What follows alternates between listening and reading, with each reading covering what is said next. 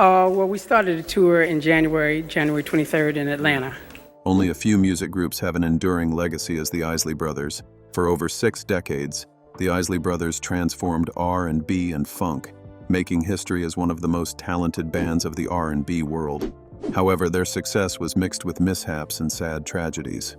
So how did they stay relevant and shape modern music with their influence and sound? Let's dive into the legacy and the heartbreaking story of the Isley Brothers. Modern influence and career hits. Of hits for the Isley Brothers, and a lot of people don't know that, like some of the biggest hits that everyone out there knows. The Isley Brothers constantly refined their musical pattern and created electrifying sounds that made their career successful. They began with commendable gospel songs, but gradually added a blend of sensuality and funk. These songs became the anthems of the 70s. For some time, the Isley Brothers were absent from the Billboard. We thought we had seen the last of them, but in the early 2000s, they came back with a new sound. Their resurgence became another proof that they were timeless icons. The Isley Brothers were notable for some rich sounds that modern artists could not help but show their love for. More than 100 artists sampled them in over 1,000 songs.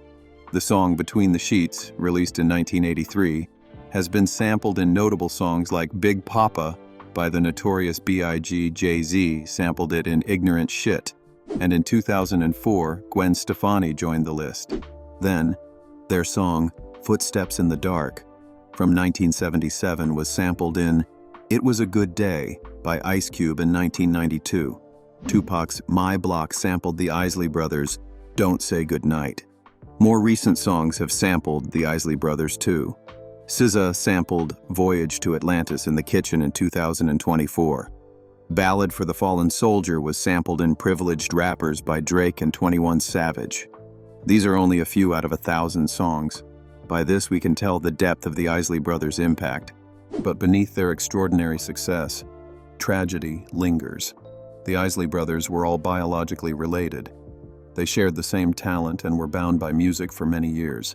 However, like every other good gathering, fate tested theirs in the most painful ways.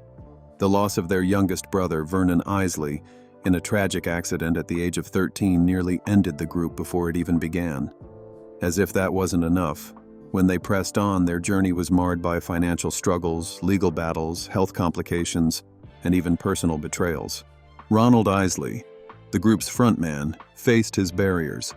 One minute, he was the star in a group that was restructuring the industry, and suddenly, he was in prison for evading tax.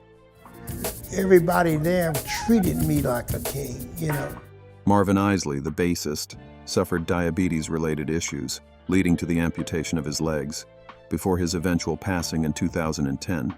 Even though Rudolph Isley lived until 2023, O'Kelly Isley's death in 1986 was still a burden on their legacy.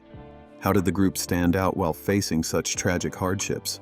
As we unfold their untold struggles, we will also greatly consider the resilience behind their success and the lasting impact of their music despite their losses. The tragic story of the Isley Brothers is mixed with heartbreak and musical excellence. Perhaps their grief gave them such fine lyrics, or they were always talented. Before revealing their full story, let's see how they began. The humble beginnings. It all started in Cincinnati, Ohio. That's the traceable origin of the Isley Brothers. Like many African-American artists in that era, their music originated from deep gospel music. The group was initially formed as a quartet with O'Kelly, Rudolph, Ronald, and Vernon Isley, led by their father, a gospel singer. He played an important role in teaching the boys to harmonize from an early age. By the mid-1950s, the Isley Brothers started gaining recognition in local gospel scenes. However, tragedy struck. Vernon, the youngest of the group, died in a bicycle accident at just 30 years old. The loss nearly ended the group because Vernon had a unique energy and outstanding vocal contributions. The band developed a void that was too deep to fill. The surviving brothers took the time to grieve and reconsidered their musical aspirations. The dream dimmed for a while, but over time, they returned in honor of Vernon. We don't want to say this was the reason for their shift from gospel to R&B and doo-wop, but it is important to note that their journey into R&B began after their grief. In 1957, the brothers moved to New York City for bigger opportunities. This is when their struggle began. They tried to break into the competitive industry. However, major labels rejected them and financial instability set in. Luckily, their moment came in 1959 when they landed a deal with RCA Records. That same year, they released what would be known as the first major hit, Shout. I wrote the song, Shout. Yeah, you know you make me wanna shout. Shout became an anthem. It sold over 1 million copies and earned a gold certification. But before the big break, the song struggled on the chart, stuck at number 47 on the Billboard Hot 100. 3 years later, disputes with their record label forced them to leave RCA. Their journey had only just started, but they seemed profoundly lost. After the sudden explosive success of their song, Shout, the brothers left Motown and created their label, Shout, in 1959. Shout became a cultural phenomenon inspired by their energetic stage performances and gospel influences. More than just a song, it became an experience and a classic, drawing covers from artists like the Beatles and Michael Jackson. It was also featured in a movie called Animal House. Shout became a success, but the group still struggled financially. Their deal with RCA Records didn't yield significant profits, but that was a common challenge for black artists then. The Motown years, mid-60s. Like every other growing band, the brothers began to seek stability and commercial success. That was when they struck a deal with Motown Records, owned by Berry Gordy, a boxer, songwriter, producer, and director. Under the Motown group, the brothers worked alongside notable artists like Marvin Gaye and Stevie Wonder. The masterpiece, This Old Heart of Mine Is Weak for You, was released in 1966. The song climbed higher than Shout, peaking at number 12 on the Billboard Hot 100. Motown Records later became a part of the Universal Music Group. But before then, their time with the record label wasn't what they had hoped for. Motown operated under a strict system where the artists had no control over their creative output. The label's in-house songwriting and production team, Holland Dozier Holland, dictated much of the Isleys' music, preventing them from exploiting their talent and musical identity. This forced them to leave the record label. They exited Motown Records in hopes of taking control of their career. The Isley Brothers launched their label with the name T-Neck Records. Back then, very few artists had successfully established independent labels. Any probability of success didn't back their decision, but they were certain that their independence would give them creative freedom. That was their first step to growth. They began to explore their sounds, refine them, and make as many shifts as they liked without interference from record label management. That same year, they released It's Your Thing, a funk-blended theme that became an anthem and one of their biggest hits. The song's lyric, "It's your thing, do what you want to do," felt like a rebellious direct message to Motown. It's Your Thing became a hit, soaring to number 2 on the Billboard Hot 100. It also won a Grammy Award for Best R&B Vocal Performance by a Duo or Group. The song wasn't just their hit, it marked their defining moment in the industry. Their newfound independence shaped the Isley Brothers' sound. They carved out groundbreaking music that blended funk, soul, and R&B. However, their breakthrough didn't end their challenges. It elevated their financial situation, but industry battles and internal conflicts began. Internal tensions and success. The Isley Brothers evolved from a vocal trio into a fully formed band, thanks to the addition of their brother Ernie and Marvin. Ernie played the guitar, and the brother Marvin was a bassist. Sometimes their brother-in-law Chris Jasper played the keyboard. This new lineup added to the richness of their sound. They were now instrumentalists and songwriters who brainstormed their minds together. In 1973, the Isley Brothers released 3+3, a reinvention announcement. They had rock-infused covers like Summer Breeze and funk-heavy originals like It's Your Thing. The follow-up album, The Heat Is On, released in 1975, was a defining moment as much as 3+3. The album had singles like Fight the Power, which talked about politics and the social unrest at the time, while For the Love of You was their contribution to love songs. The album spent 40 weeks on the Billboard charts and eventually hit number 1, making history as one of the few black groups to earn that position.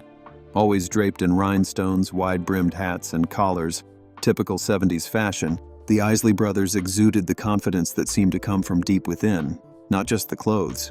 Although the younger members brought a fresh identity to the group, Tensions began behind the scenes. The conflict started when the band split into two. The older brothers Ronald, Rudolph, and O'Kelly, who had built the group from the ground up, and the younger brothers Ernie, Marvin, and Chris, who were now refining the group's creative direction. Ernie and Chris were particularly involved in the songwriting and production department, handling the instrumental work. The older brothers primarily did the vocals. This creative split led to disagreements over their musical direction, financial credits, and even song credits. The younger brothers grew influential, but the older brothers demanded control within the group, creating frustration. Despite leaving Motown, the group operated under strict discipline in the studio.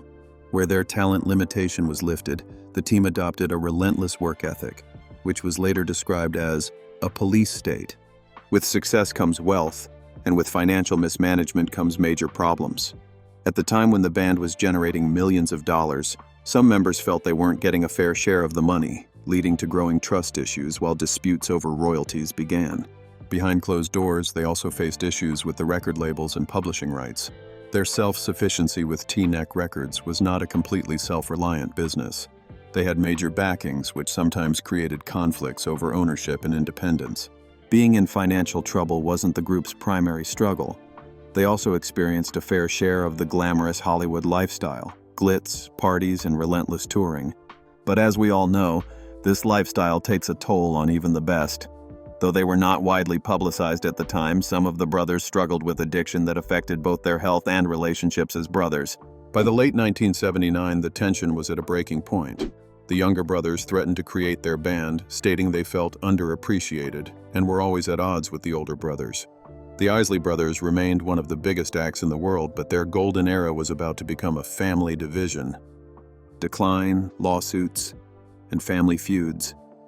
By the 80s, the Isley Brothers had already established themselves as one of history's most influential R&B and funk groups. They survived the industry shifts, label disputes, and hidden internal battles, but their golden era faded despite persistence. Tensions escalated, heartbreaks loomed, financial disasters happened, and personal tragedies shook the family. For years, their creative tensions had been bubbling under the surface. The younger brothers, Ernie and Marvin Isley, significantly refined the group's sound in the 1970s. Still, despite their contributions, the elder brothers withheld most of the group's profit, leading to frustration and growth stunting. Perhaps they had failed to recognize that Ernie's guitar work, Marvin's bass, and Jasper's keynotes transformed their sound into a rock powerhouse.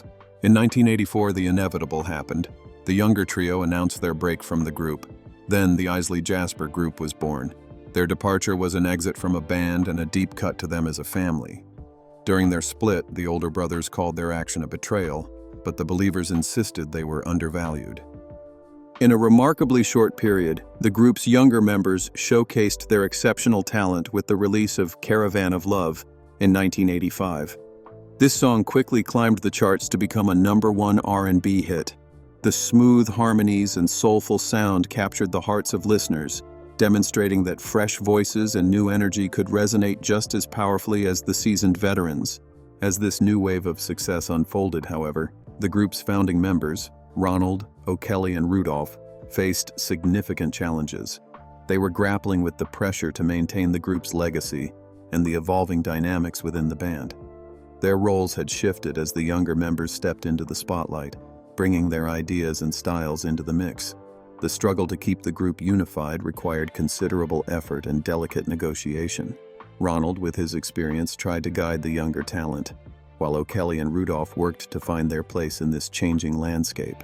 Tensions sometimes flared as differing artistic visions clashed, making it difficult to balance honoring the past and embracing the future. In this whirlwind of success and strife, the resilience of the group was put to the test. They had to navigate not only the external pressures of the music industry, but also the internal dynamics that came with such rapid changes. Would they be able to find common ground and hold on to their identity? Or would the rising stars push them toward an inevitable transformation? In 1986, tragedy struck. The rift between the brothers had barely healed when O'Kelly, the eldest brother of the group, suddenly suffered a heart attack. This led to his death at the age of 48. The group suffered another loss as a band and as a family. For Ronald and Rudolph, losing O'Kelly was a weakening in their foundation. He was responsible for keeping the group from falling apart during their many struggles.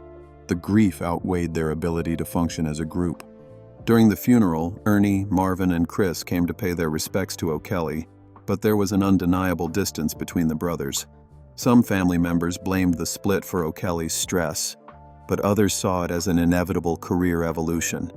Regardless of who was right, all the brothers felt the same pain. Financial collapse. Before O'Kelly's sudden passing, financial troubles had already loomed within the group. Despite their immense success, poor financial management soon left the brothers in an alarming situation.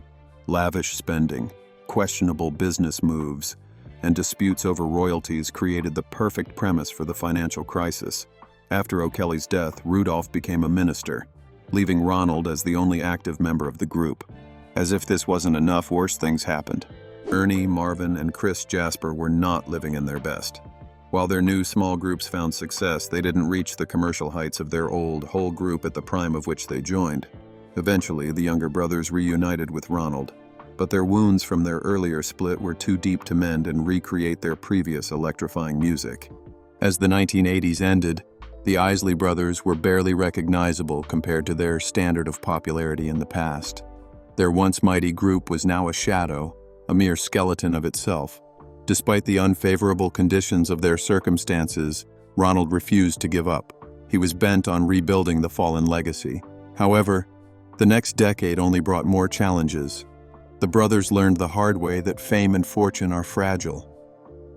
Losses, scandals, and tragedy. By the 1990s, the Isley Brothers had already faced it all. They had endured decades of success, internal conflicts, and financial struggles. However, the difficult times were far from over. Even though they had remained a respected name in R&B, the group faced personal tragedies, legal troubles, and health challenges that took a significant toll on them. After decades of chart-topping success in the group, Ronald faced serious financial mismanagement, which got out of hand and ultimately led to a high-profile tax evasion case. Ronald was convicted in 2006 for failing to pay over $3 million in taxes and was sentenced to 37 months in federal prison. This was a shocking moment for fans. No one could believe or imagine how a global music icon could find himself in such a dire situation. But it didn't stop there. The trial revealed the depths and details of his financial affairs. This was one thing he would not have wanted disclosed to the public. It showed that although Ronald had made millions, he struggled with poor money management, extravagant spending, and unpaid debts.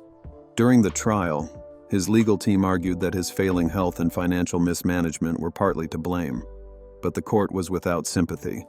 In 2007, at 65 years old, Ronald entered prison, leaving the group. For a man who once commanded stadiums of adoring fans, his time behind bars was humiliating. Also, his absence from the group made everyone question whether the Isley Brothers could recover from such a public downfall. However, just when things seemed like they couldn't get any worse, they did. Ronald's legal battles became more serious and Marvin's health rapidly declined. This affected them deeply as Marvin was an essential part of the group, and their transition into funk resulted from his contributions. In the early 1990s, he was diagnosed with severe diabetes, and this only worsened over time. By 1997, the complications from diabetes had forced doctors to amputate both of his legs, an act that marked the end of his music career. The vibrant musician fans had come to know and love was now confined to a wheelchair. Still, despite the immense physical and emotional pain, Marvin remained resilient, only making public appearances occasionally. But this was only for a short while. His battle with diabetes never ended, but unfortunately Marvin did. His body continued to weaken, and by 2010 he passed away at just 56 years old. Marvin's death was a major blow to the group and a devastating loss for fans, friends, and the Isley family. It changed everything. With Rudolph retiring and O'Kelly Isley dying in 1986 from a heart attack, Ronald was now the last active member of the classic lineup. The losses weighed heavily on him, and soon, friends and industry insiders started noticing a change. His once powerful stage presence now seemed laced with a deeper sadness that all could see. During an emotional interview, Ronald Isley could not hold back. His pain was evident and there for everyone to see, But this time, he didn't try to hide it. He reflected on the pain of losing his brothers. It was like losing a part of yourself when you lose people like that. Ronald said, "We built this together, and now it's just memories." Even though at first, Ronald had tried to brace through this emotional turmoil and keep performing, the toll it took on his life journey was becoming more apparent. However, despite these tragedies and losses, the Isley Brothers' music remained across the industry and generations. Their music and influence inspired other artists like R. Kelly, Jay-Z, Kendrick Lamar, and even Beyoncé, who all sampled their songs. The depth of their influence can be seen in the fact that even after his conviction, Ronald had tried to keep the Isley name alive and started performing with his younger brother, Ernie. Still, he was no longer the invincible R&B giant he once was. With Marvin gone, Rudolph retired, and O'Kelly long deceased, the group had transformed into something different. It was only a matter of time before everything changed, and the vital branches of the group were now gone. They were no longer a family band, but a legacy act, and were trying to keep their history alive in a constantly changing music industry. Still, when we look back at their career, we can see that the 1990s and 2000s were a period of immense struggle for the Isley Brothers, and instrumental to their end. From losing Marvin to Ronald's legal troubles and the absence of key members, this all made the era one of the most challenging in their career history. Yet, despite these setbacks, their music continues to endure and impact audiences, proving that while their personal lives may have been riddled with tragedy, their legacy remains unshaken. Although the financial mismanagement, health struggles, and time had chipped away at the once unbreakable foundation of the group, the story of the Isley Brothers was far from over. However, despite everything that happened and led to the end of the group, Ronald Isley still had one last chapter to write. But then, one question remained: could he rebuild the group's legacy by himself, or would the weight of past mistakes and losses prove too much for him to bear? The legacy and end of the group. The Isley Brothers' influence in the music industry is legendary. Their career, which continued for over 6 decades, is evidence of their greatness. Their impact was so great that it can be seen in the works of great artists today, such as Beyoncé and Kendrick Lamar, who have sampled their songs. One of their most frequently sampled songs in major hip-hop and R&B hits is "Between the Sheets." But how could they stay ahead of their time and still be relevant in their eras? The answer is simple. Unlike most singers in the era, the Isley Brothers were never afraid to experiment with different musical styles. They transitioned from their early gospel roots into R&B, doo-wop, soul, funk, and rock sounds. Even the Beatles had famously covered one of their songs, "Twist and Shout," a song they originally popularized, bringing their music to an even wider audience. Their 1970s albums, such as 3+3 and The Heat Is On, also introduced a harder, funkier sound, thanks to the addition of their younger brothers, Ernie and Marvin Isley, along with their brother-in-law, Chris Jasper. Together, they produced an impressive body of work that resonated with audiences globally, going beyond just entertainment to touch the hearts of many. Their collaborative spirit fueled creativity, leading to memorable tracks that defined a generation. One of their standout songs, "Lady," gained remarkable popularity and became an anthem of its time, showcasing their ability to blend different musical styles seamlessly. Its catchy melody and meaningful lyrics captured the essence of love and connection. The impact of "Lady" extended far beyond its initial release. Years later, hip-hop icon Ice Cube recognized its significance and chose to sample the song in his hit track, "It Was a Good Day." This highlighted the song's enduring appeal and illustrated how the duo's artistry transcended genres, bridging the gap between soul and hip-hop. By incorporating "Lady" into his song, Ice Cube introduced the timeless quality of their music to a new generation, further confirming their legacy in the music industry.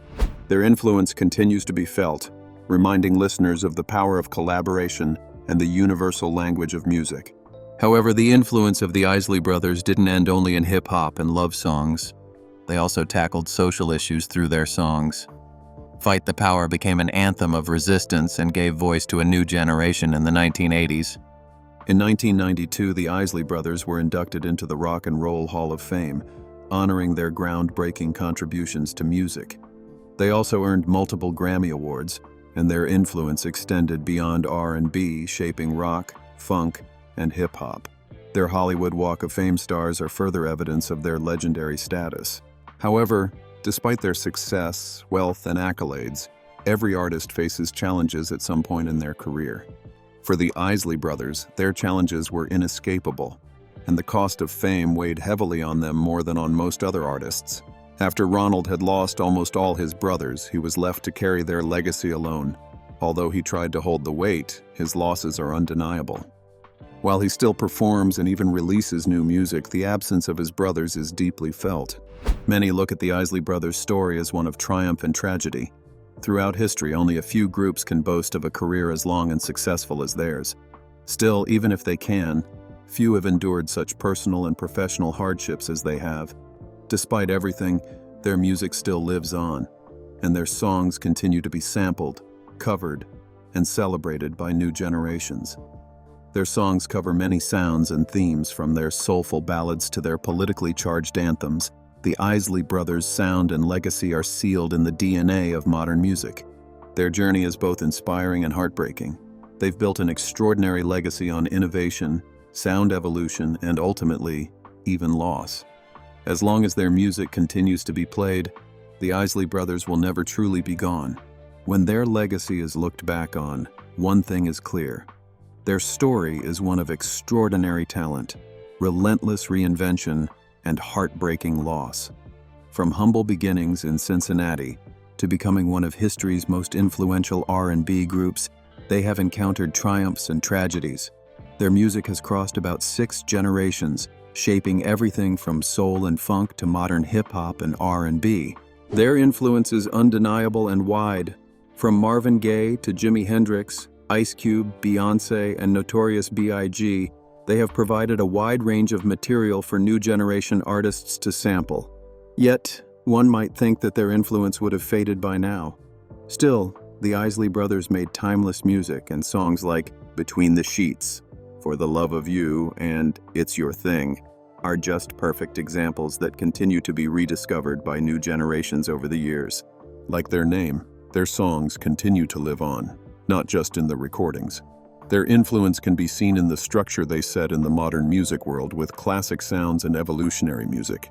However, despite these successes, when people look back at their legacy, it is often seen as both a celebration and a cautionary tale of how the music industry can build legends and how easily they can lose everything that formed their identity. What would the music industry look like without the influence of the Isley Brothers? Let us know your thoughts in the comments, and don't forget to like and subscribe to our page.